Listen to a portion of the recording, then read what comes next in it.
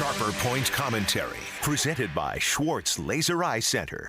Homelessness and what homelessness is costing Arizona have grown substantially over the last 3 years, now costing us $1 billion annually. So what caused this uptick in people without a home? People not being able to afford raising rents has played a part. It's why Arizona's Attorney General, Chris Mays, has filed a lawsuit against 9 rental companies. She alleges that they used RealPage software to keep prices high and eliminate competition, violating antitrust and consumer fraud laws. People were made homeless by this scheme. But rising rents can't fully explain the huge rise in homelessness we've seen. Can't even come close.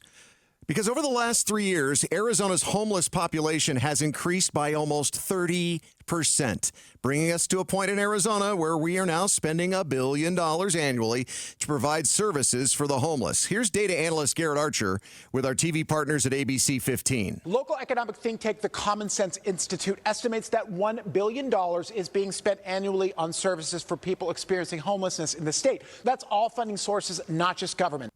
Even though Arizona's homeless population has increased by about 30% over the last 3 years, there are 20% fewer shelter beds available than there were in 2007. Garrett explains where this report from the Common Sense Institute shows the biggest chunk of that $1 billion is being spent, at least when it comes to the nonprofits. According to their estimates of just nonprofit spending, about $320 million is being spent on shelter.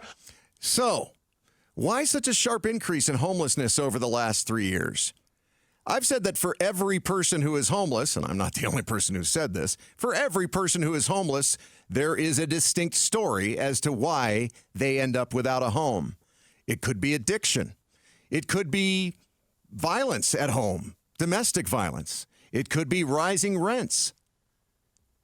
But something that played a part in all of those situations, the pandemic, when we were told we all had to stay home and shut down our businesses and couldn't have contact with each other, something that's vital to my recovery from alcohol and drug abuse. That was all taken away from us during the pandemic. And some of us fought to get it back, and it came back. But it came back way too slowly and way too late for so many people. I think that is the major reason why we have so many more people without a home in Arizona. Thanks for watching Sharper Point. Click to see more from Arizona's morning news and tap the button in the middle to subscribe.